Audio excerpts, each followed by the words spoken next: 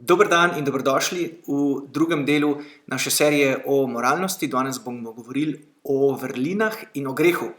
Za začetek bi rad prebral tale odlomek iz pisma apostola Pavla Filipljanom v 4. poglavju, ko apostol pravi takole. Sicer pa, bratje, vse, kar je resnično, kar je vzvišeno, kar je pravično, kar je čisto, kar je ljubeznivo, kar je častno, kar je količkaj krepostno in hvalevredno, vse to imejte v mislih.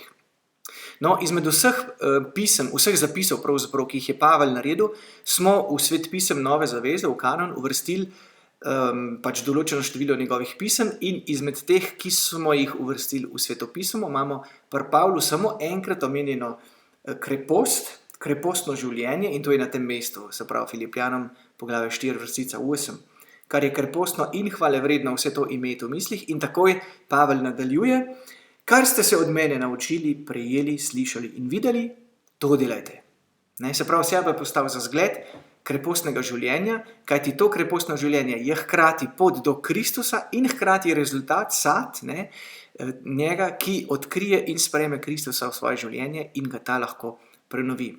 Danes bomo torej govorili o krepostih, ki jih katekizem opredeli takole. Kreposti so, citiram, trajno in trdno razpoloženje delati dobro, potem pa malo kasneje nadaljuje še, kreposti dajajo lahkoto, obvladovanje in veselje za moralno lepo življenje.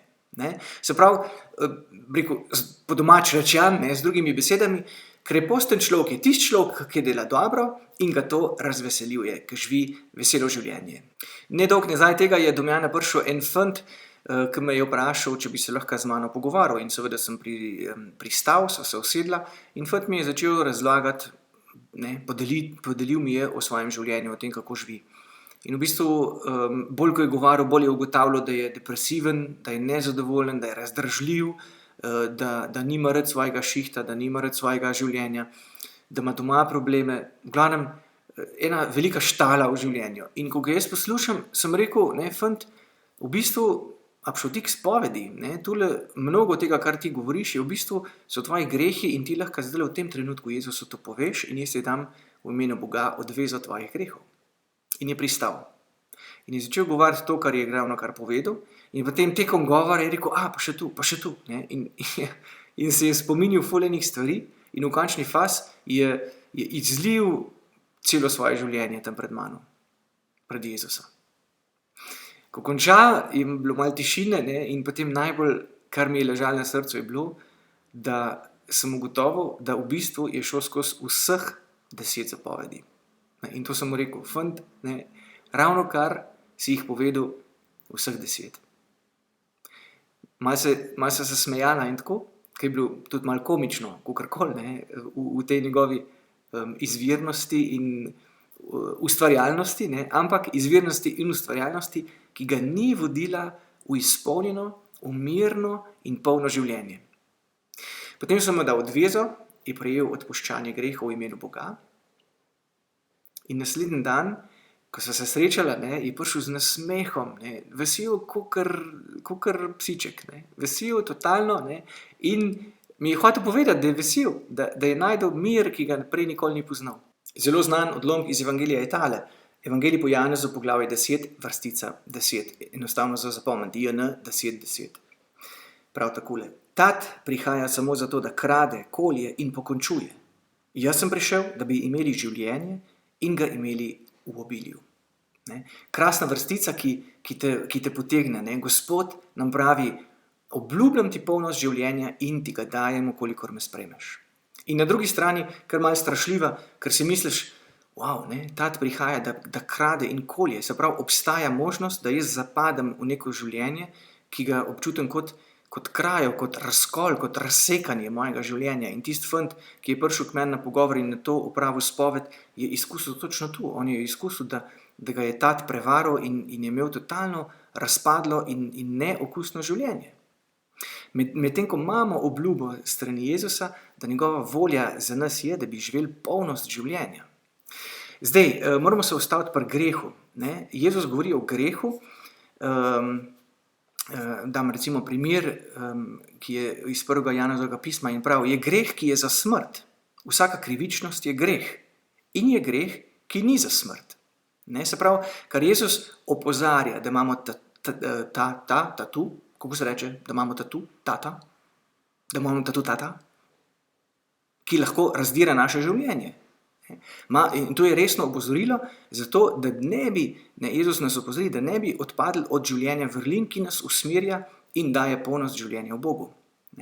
Po drugi strani pa Janez pravi, ali pa Jezus, kakor čte, kar je v Svetem pismu, da imamo različne sorte greha. Če že zapadamo v greh, potem imamo greh, ki je za smrt in greh, ki ni za smrt. In mi tudi danes malo strokovno rečemo temu, da imamo smrten greh.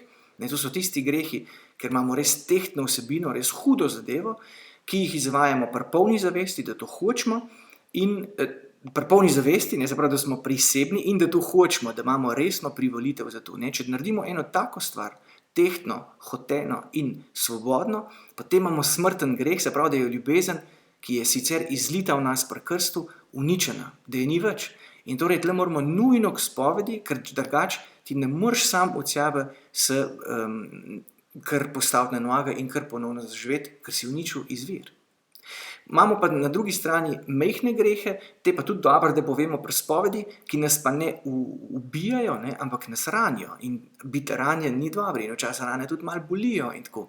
In je dobro, da vse skupaj smo redno k spovedi, zaradi tega, da bi okušali drug del vrstice Janez 10:10, da ne bi samo okušali tat, kolje in krade, ampak da bi videli, Bog pa je prišel, Jezus je prišel, da bi imeli življenje in da bi ga imeli v obilju. Ok, to je bil primer nekoga, ki ne uživa v življenju, ki ni izpolnjen, ki nima veselja. Ampak mi imamo zemljevid, mi imamo razodetje strani Boga, ki ga lahko upoštevamo in se takim stanjem, ki niso zavidljiva in si ga jih noben od nas ne želi, izognemo. In ta zemljevid so, kot rečeno danes, vrline. Poznamo dveh sort vrline. Prve so človeške vrline, te so 4, in potem so še božje vrline, te so 3. Poglejmo, katere so človeške vrline. Te vrline so razumnost, pravičnost, zmernost in srčnost. Razumnost je tista človeška vrlina, ki je vezana na naš intelekt, na naš razum, se pravi, da razumno presojamo situacije in naše odločitve. Pravičnost je tista, ki nam pomaga, da se držimo pravil in načel, zato da bi se izognili odstopanjem in s tem nevarnostim. Srčnost je tista vrlina, zaradi katere vztrajamo, tudi takrat, ko bi rekel, na prvi pogled ali pa po prvem občutku ne bi vztrajal, ampak vendar hočemo vztrajati zaradi tega, ker smo se tako odločili. In končnost, zmernost nam pomaga ohranjati pravo ravnotežje v našem življenju. To so 4 človeške vrline, ki so na nek način nam vsem dane, da bi jih lahko upoštevali, da bi jih lahko živeli in da bi se lahko v njih tudi vadili. Se pravi, ni nujno, da sem jaz po naravi zelo razumen človek, lahko se pa naučim, da postanem razumen. Ni nujno, da sem po naravi zelo senzibilen za pravičnost, lahko se pa naučim, da bi pridobil to senzibilnost. Ni nujno, da sem zelo srčen, da grem v stvarih do konca, da se vedno borim, ali pa da vztrajam, lahko se pa tega naučim. No, v prispodobi. Vrline so kot mlek, kozarc mleka, šalca mleka. Ti si daš v šalco mlek in imaš eno lepo šalco, od ne vem kje, krasno šalco, od mlek. To je tako, da rečeš, ena šalca mleka, to je res dobra stvar. Ti omogoča nek okus in užitek. Ampak potem, če pogledaš to šalco mleka, lahko ugotoviš, da je v njej že davno tega kakav. Ampak kakav, veste, če ga daš v mlek noter, najprej se mleko barva rjavo, če pa dolg časa kakav pustiš v mleku, pa ta kakav lahko se posede na tla in mlek postane spet bel. No, in ko torej to šalco mleka vzameš v roko, ugotoviš, da v bistvu je na dnu skrit kakav. In torej vzameš žličko in mleko premešaš in kakav se zmeša z mlekom in spet postane kakav, tak ta prav, mlek, v katerem je zmešan kakav in ki edini v bistvu ti omogoča res užitek in nekaj dobrega, kar spiješ. No, in tisti kakav na dnu, ok, to je prispodoba, razumete? Tisti kakav na dnu so pa božje vrline. Mlek je tisti, kar si jaz natočem, medtem ko kakav pride pa od zunaj, je pa nekaj, kar je dodatek, kar prejme mleko od zunaj in ga naredi veliko bolj okusnega. Vrline ki jih prejmemo od Boga, so seveda 3 in jih lahko, ker smo jih prejeli že pri krstu in pred birmi, in ukolikor so se malo posedle in nimajo več ta pravega okusa, malo razmešamo in prosimo Gospoda, da jih na nov razcveti in obudi v nas. Te vrline so vera, upanje, ljubezen. O teh 3 tudi govori Pavel v svojih pismih, najbolj značilno, mogoče to veste na pamet, v prvem pismu Korinčanom, kjer govori o različnih darovih, o vsakršnih darovih, ampak prav, največje so pa 3, za zdaj ostanejo 3, prav dobesedno, vera, upanje, ljubezen, največje od teh pa je ljubezen. Vero imamo mi, ker verjamemo v popolno razodetje, ki ga imamo v Jezusu, in torej z vero sprejemamo tisto, kar nam Jezus kot polnost razodetja razkriva o tem, kdo smo mi in kam smo namenjeni.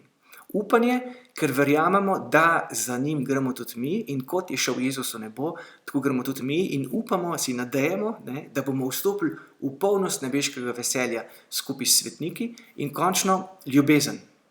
Ne ljubezen, ki bi rekel, malo čutim, da imam nekoga rad ali pa zaljubil sem se ali pa počutim se v redu in torej pomagam. To ni ljubezen, pač pa je ljubezen v krščanstvu samo ena, to je odločitev, da izgubim svoje življenje, da podarim to, kar imam, svojemu bližnjemu. To pa zaradi tega, in to lahko zaradi tega naredim, ker sem izkusil, da v Jezusu sem že vse prejel, predvsem pa polnost nebeškega življenja, ki me čaka, in torej zdaj na tem svetu nimam ničesar, kar bi izgubil. Torej, 4 človeške vrline in 3 božje vrline, to je zemljevid, ki nam je dan kot razodetje, da ga upoštevamo ta pota in s tem se izognemo nekim razdorom, se pravi stanju človeka v življenju, ko se zdi, da ne živiš polnosti. Zdaj mi je pa ušlo, v glavnem, da se izogneš, pa da živiš, seveda, pa da živiš polnost življenja. A je to prehudo? Mogoče za koga je to prehudo, je to preveč, ampak to je polnost razodetja, namreč, da imamo svobodno voljo. Vse izhaja iz tega in ko zdaj v tem ciklu govorimo o moralnosti, je pomembno, da govorimo o moralnosti na račun naše svobodne volje, ki nam omogoča, da se odločamo za dobro, da iščemo v nas in izvajamo vrline, tiste, ki so v naši moči, in da hkrati se izročamo Jezusu in smo z njim v povezavi, zaradi tega, da bi nam vedno bolj po Svetem Duhu razplamtel božje vrline, ali pa, da se na drugi strani odločamo za slabo, za greh, ki pa, kot rečeno, samo, že vnaprej imamo to obljubo, kolje in krade v našem življenju. Krade nam svobodo, krade nam ljubezen in krade nam polnost življenja. Jezus nam daje to razodetje zaradi tega, ker želi, da bi mi v bistvu se odločili za dobro in da bi s tem, ko se odločamo za dobro, izkušali že na tem svetu, kako lepo je živeti, kako lepo je, da živimo v bistvu. Zdaj pa sledi še en kratek video, ki govori o odločanju, ki govori o tem, kako se lahko po vrlinah, ki jih želimo izvrševati v svojem življenju, vedno bolj osvobajamo, da izkušamo, kaj pomeni polnost življenja.